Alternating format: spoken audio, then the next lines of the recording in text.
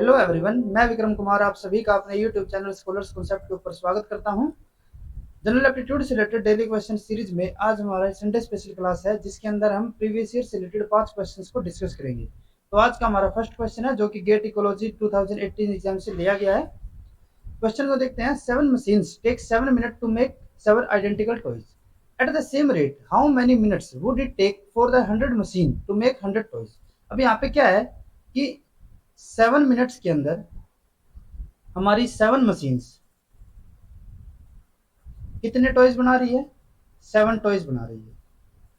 ठीक है, तो इसका मतलब क्या होगा कि 7 मिनट्स के अंदर हमारी एक मशीन कितने टॉयज बनाएगी?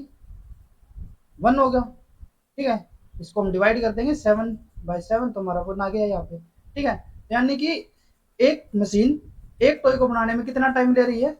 7 मिनट। पूछा क्या गया है कि at the same rate how many minutes would it take for 100 machines to make a 100 toys. इसका मतलब कि हमारे पास अब मशीनें कितनी हो गई? 100 मशीन्स। ठीक है, तो वे 100 टॉयज को कितने टाइम के अंदर बनाएगी, ये हमें यहाँ पे कैलकुलेट करना है। अभी हमने बताया कि एक मशीन एक टॉय को बनाने में कितना टाइम ले रही है? 7 मिनट्स। तो अगर हमारे पास 100 मशीन्स होगी तो वो 100 टॉयज को बनाने में कितना टाइम लेंगे? ये भी कितना होगा हमारा? 7 मिनट्स ही होगा। ठीक है, तो यहाँ पे हमारा आंसर क्या आएगा? बी आंसर यहाँ पे हमारा करेक्ट हो जाता है। नेक्स्ट हमारा क्वेश्चन है, क्वेश्चन नंबर 50।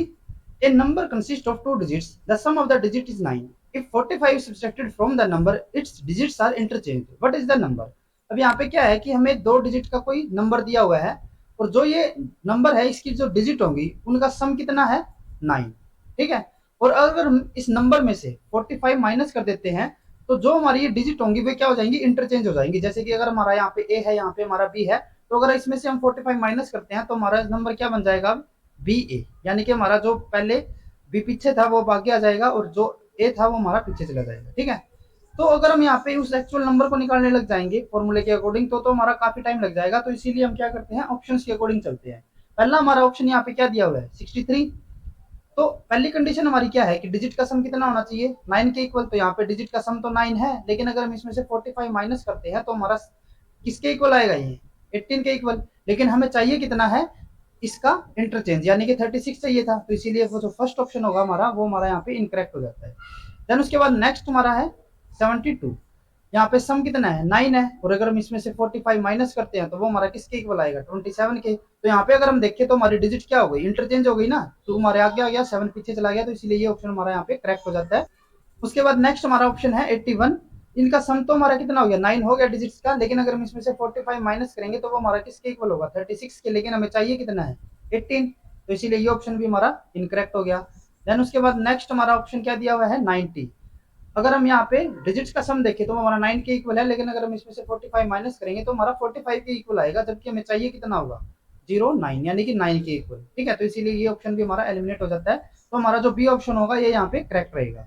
देन उसके बाद नेक्स्ट हमारा क्वेश्चन है, जो कि हमारा CSIR JRF 2018 से लिया गया है। At a birthday party every child get 2 chocolates, every mother gets 1 chocolate, while no father gets a chocolate. In total, 69 persons get 70 chocolates. If the number of children is half of the number of mothers and father put together, then how many father are there? इनके अंदर में क्या दिया हुआ है कि कुछ children है, कुछ मदर है, और कुछ फादर है। ठीक है, लेकिन हमें इनके नंबर नहीं दिए हुए कि हमारे कितने हैं, तो इसीलिए हम सपोज करके चलते हैं कि हमारे चिल्ड्रन के नंबर है x, मदर के नंबर है y, और फादर के नंबर है z। अब हमें क्या दिया हुआ है कि हर एक चाइल्ड को कितनी चॉकलेट दी गई है? 2। यानी कि हमारे अगर टोटल चिल्ड्रन x है तो हमें टोटल कितनी चॉकलेट डिस्ट्रीब्यूट की होगी? 2x।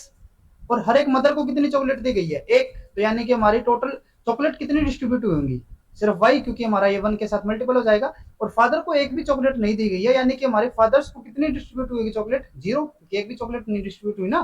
तो आगे हमें क्या दिया हुआ है? यहाँ पे हमें बताया है कि टोटल नंबर ऑफ पर्सन कितने हैं? 69। यानी कि हमारा x plus y plus z, ये हमारा कितना है? 69। ये हमारी फर्स्ट इक्वेशन हो जाती है। देन उसके बाद हमें बोला गया है कि टोटल कितनी चॉकलेट डिस्ट्रीब्यूट हुई है इन 69 कैंडिडेट्स के अंदर? 70। तो यानी कि चॉकलेट हमारी कौन सी थी? चाइल्ड को कितनी हुई थी? चिल्ड्रन को 2x, मदर को y, फादर को तो एक भी नहीं हुई। तो यहाँ पे हमारा 0 लिखने का कोई मतलब नहीं है, यानी कि हमारी टोटल जो चॉकलेट होंगी वो कितनी हो गई? 70। तो वो हमारा किसके इक्वल होगा? 2x plus Y. देन उसके बाद हमें एक और चीज दी हुई है कि जो हमारे नंबर ऑफ चिल्ड्रन है, जो कि हमारे x है वो किसके इक्वल है, अगर हम मदर और फादर के दोनों के नंबर को पुट कर दे एक साथ और उसका हम हाफ कर दे, यानी कि हमारा वो किसके इक्वल होगा, y plus Z divided by 2। ये हमारी हो जाती है थर्ड इक्वेशन। अब यहाँ पे हमें फादर्स के नंबर बताने हैं कि फादर के नंबर कितने होंगे। अब अगर हम यहाँ पे देखें तो जो अगर हम थर्ड इक्वेशन को लेके चलते हैं, तो अगर हम यहाँ पे 2 को ऊपर लेके जाएं तो ये हमारा क्या हो जाएगा, 2x equal to y plus z.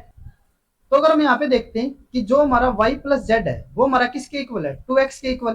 तो अगर हम फर्स्ट इक्वेशन को देखें, फर्स्ट इक्वेशन में हमारा क्या दिया हुआ है, x plus y plus z हमारा कितना है 69।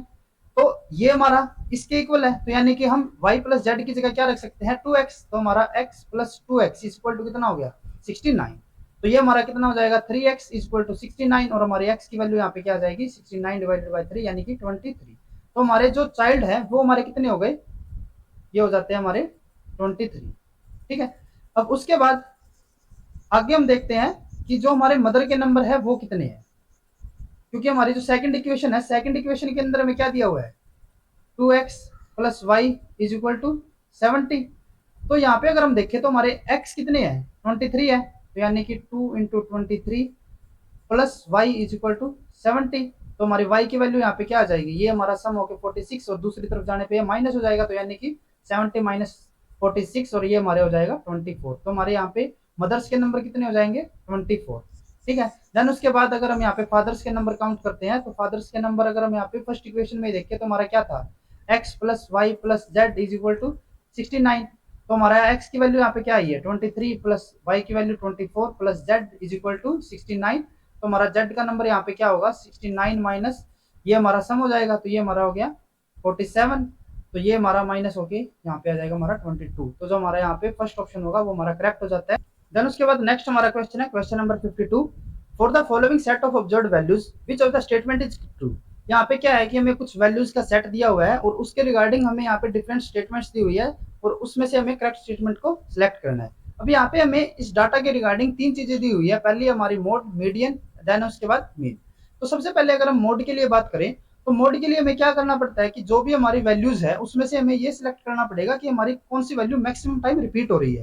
तो यहाँ पे अगर हम देखें तो 60 हमारा सिर्फ एक ही बार है, देन उसके बाद 65 हमारा 2 टाइम्स है, देन 70 हमारा कितनी बार है 4 बार, देन 82 हमारा एक बार है, 85 भी और 90 भी, 95 हमारा 2 टाइम्स है, 100 हमारा 1 टाइम्स है और 160 भी हमारा 2 टाइम्स है। तो हमारा यहाँ पे मोड क्या आएगा, ये हो जाता है हमारा 70। ठीक है। देन उसके बाद नेक्स्ट हमें क्या निकालना है यहाँ पे मीडियन। मीडियन के लिए हमें क्या करना पड़ता है कि जो हमारी वैल्यूज है उनको हमें इंक्रीजिंग या फिर डिक्रीजिंग ऑर्डर में एक बार सेट करना पड़ेगा। अगर हम यहाँ पे देखें तो ये हमारी सारी वैल्यूज किस ऑर्डर में है, इंक्रीजिंग ऑर्डर में। देन उसके बाद हम एक वैल्यू स्टार्टिंग में से और एक वैल्यू हमारी लास्ट में से इस तरीके से हम कट करते जाएंगे। जैसे कि यहाँ पे हमने 60, यहाँ पे हमने क्या किया 160 को कट कर दिया, 65 यहाँ पे 160, 65 यहाँ पे 100, 70 95, 70 95, 70 90 और यहाँ पे हमारा 70 और 85। तो हमारा यहाँ पे मीडियन क्या आ जाएगा 82। ठीक है। या फिर आप यूं भी कर सकते हो कि हमारे यहाँ पे टोटल वैल्यूज को काउंट करके कि हमारी कितनी वैल्यूज है, यहाँ पे हमारी वैल्यूज है 15। ठीक है। तो 15 में से हम क्या करते हैं यहाँ पे एक माइनस करके, ठीक है, यानी कि हमारा 15 माइनस 1 कितना हो जाएगा, ये हमारा 14। ठीक है। और उसको 2 से डिवाइड कर देते हैं तो 7। तो हम क्या करते हैं 7 नंबर्स हमारे एक साइड से और 7 नंबर हमारे एक साइड से, दोनों तरफ से हम 7 नंबर्स को डिलीट कर देते हैं। तो अगर हम यहाँ पे भी करेंगे तो हमारा मीडियन क्या आएगा 82 ही आएगा। देन उसके बाद हमारा आता है यहाँ पे मीन। ठीक है। मीन हमारा क्या होता है, मीन हमारा सिंपली एवरेज के इक्वल रहता है। ठीक है। तो एवरेज हमारा क्या करेंगे कि हमारे जितने भी नंबर्स हैं उनको यहाँ पे सम करेंगे और सम करके हमारे जितने भी नंबर्स हैं, ठीक है, उन सबको हम क्या कर उसके साथ हम क्या कर देंगे उसको डिवाइड कर देंगे। जैसे कि अगर हम इन सभी का यहाँ पे सम करते हैं तो वो हमारा सम होगा 1337 के इक्वल। ठीक है। और हमारे टोटल नंबर्स यहाँ पे कितने हैं 15 है। ठीक है। तो हम अगर इसको यहाँ पे डिवाइड करेंगे तो वो हमारा आएगा 89.1 के इक्वल। ठीक है। तो यहाँ पे हमारा जो मीन होगा वो कितना आ गया 89.1। ठीक है। तो यहाँ पे हमें अगर इसको इंक्रीजिंग ऑर्डर में रखें, ठीक है, क्योंकि यहाँ पे हमें दिया हुआ है, तो अगर हम यहाँ पे देखें तो पहला हमारा क्या आएगा मोड। ठीक है। उससे हायर वैल्यू हमारी कौन सी है मीडियन की है और देन उससे ज्यादा वैल्यू हमारी कौन सी है मीन की है। ठीक है। तो यहाँ पे अगर हम देखें तो हमारा फर्स्ट ऑप्शन यहाँ पे करेक्ट हो जाता है। नेक्स्ट में हमें यहाँ पे बीच में मीन दिया हुआ है तो ये हमारा इनकरेक्ट हो गया, थर्ड भी इनकरेक्ट है, फोर्थ भी हमारा इनकरेक्ट है। तो जो हमारा फर्स्ट ऑप्शन होगा वो हमारा यहाँ पे करेक्ट हो जाता है। फिर उसके बाद नेक्स्ट हमारा क्वेश्चन है क्वेश्चन नंबर 53। इसके अंदर क्या है, two solutions x and y containing ingredient a b and c in proportion a ratio b ratio c and c ratio b ratio a respectively are mixed. For the resultant mixture to have A, B and C in equal proportion, it is necessary that, अब यहाँ पे क्या है कि हमें दो solution दी हुई है, एक तो है हमारा x और एक है हमारा y। ठीक है, अब इसके रिगार्डिंग हमें क्या दिया हुआ है कि हमारे तीन इंग्रेडिएंट है, एक है हमारा A, एक है हमारा इंग्रेडिएंट B और एक है हमारा C, और इनकी जो रेशियो बताई हुई है वो हमें कितनी रेशियो दी हुई है, जो हमारा x है उसके अंदर जो हमारा A है वो हमारा किस रेशियो के अंदर है, A रेशियो। ठीक है, जो हमारा बी है वो किस में है, बी के इक्वल, और जो हमारा सी है वो हमारा किसके रेशियो में आएगा, सी के इक्वल। ठीक है, लेकिन जो हमारा वाई सॉल्यूशन है इसके अंदर हमारी रेशियो क्या हो गई, जो हमारा ए है वो हमारा कितनी रेशियो में है, सी में। ठीक है, जो हमारा बी है वो तो हमारा यहाँ पे भी बी रहेगा, और जो हमारा सी है वो हमारा किस रेशियो के अंदर है, ए के लिए। ठीक है, तो अगर हम दोनों सॉल्यूशन को मिक्स कर देते हैं तो हमारा ये रिजल्टेंट जो आएगा, जैसे कि हमारा यहाँ पे रिजल्टेंट जेड आ गया सॉल्यूशन, तो इसके अंदर हमें ए बी और सी पहले इनका सम देखना पड़ेगा कि हमारे ये कितनी कितनी क्वांटिटी में प्रेजेंट है जेड के अंदर। तो अगर हम ए इंग्रेडिएंट की बात करते हैं, जो हमारा ए इंग्रेडिएंट हो गया उसका हमारा यहाँ पे कितनी कंसेंट्रेशन होगी, ए प्लस सी। ठीक है, जो हमारा बी होगा वो हमारा कितना हो जाएगा, 2b, क्योंकि हमारा ये तो बी में ही था दोनों के दोनों। और यहाँ पे अगर हम सी इंग्रेडिएंट की बात करें तो वो हमारी कितनी कंसेंट्रेशन में होगा, सी प्लस ए, या फिर हम इसको ए प्लस सी भी लिख सकते हैं।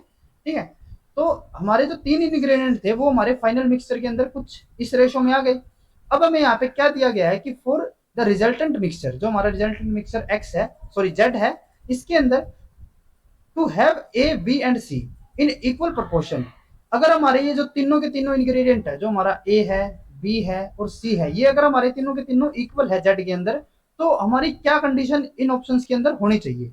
अब अगर हमारे ये ए बी और सी तीनों इक्वल है तो उसका मतलब क्या होगा, जो हमारा ए है यानी कि ए प्लस सी वो हमारा किसके इक्वल होगा, 2b के इक्वल, और जो हमारा सी है जो कि हमारा सी प्लस ए है, ये तीनों की तीनों वैल्यू हमारी आपस में इक्वल आनी चाहिए। अब ये दोनों तो हमारे वैसे भी इक्वल ही है, ए प्लस सी है, और यहाँ पे हमारा सी प्लस ए हो गया। तो अगर हम यहाँ पे ए प्लस सी और 2b को यहाँ पे लेकर चलते हैं, हमारा A plus C equal to 2b हो गया, तो हमारा b की वैल्यू यहाँ पे क्या आएगी, ए प्लस सी डिवाइडेड बाई 2 हो गया। ठीक है, तो हमारी ये कंडीशन होनी चाहिए, तभी हमारे जो तीनों के तीनों इंग्रेडिएंट है वो एक दूसरे के इक्वल रहेंगे। तो अगर हम यहाँ पे फर्स्ट ऑप्शन को देखते हैं, तो अगर हम यहाँ पे b की वैल्यू देखें तो हमें क्या दिया हुआ है, सी माइनस ए, हमारा यहाँ पे प्लस होना चाहिए था, तो ये हमारा ऑप्शन यहाँ पे इनकरेक्ट हो गया। देन उसके बाद सी के लिए हमें दिया हुआ है कि सी की वैल्यू हमारे किसके इक्वल होनी चाहिए, ए प्लस बी डिवाइडेड बाई 2। तो अगर हम यहाँ पे सी की वैल्यू अगर निकालते, जो हमारी यहाँ पे इक्वेशन हमारे पास थी, तो अगर हम यहाँ पे सी की वैल्यू निकालते वो हमारा किसके इक्वल होता, 2b माइनस ए, लेकिन हमारा यहाँ पे तो नहीं है ये, तो इसीलिए हमारा सेकंड ऑप्शन भी इनकरेक्ट हो गया। देन उसके बाद सी के लिए हमें दिया हुआ है ए माइनस बी, तो ये भी हमारा इनकरेक्ट हो गया। और जो हमारा फोर्थ ऑप्शन है यहाँ पे हमें क्या दिया हुआ है, b is equal to C plus A divided by 2, तो जो कि हमारा ऑप्शन करेक्ट रहेगा, तो इसीलिए हमारे यहाँ पे फोर्थ ऑप्शन करेक्ट हो जाता है। आज के लेक्चर में बस इतना ही। अगर आपको ये वीडियो यूजफुल लगी हो तो please like and share this video, और जनरल एप्टीट्यूड से रिलेटेड इसी तरीके के क्वेश्चंस करने के लिए please subscribe to our YouTube channel Scholars Concepts. Thank you.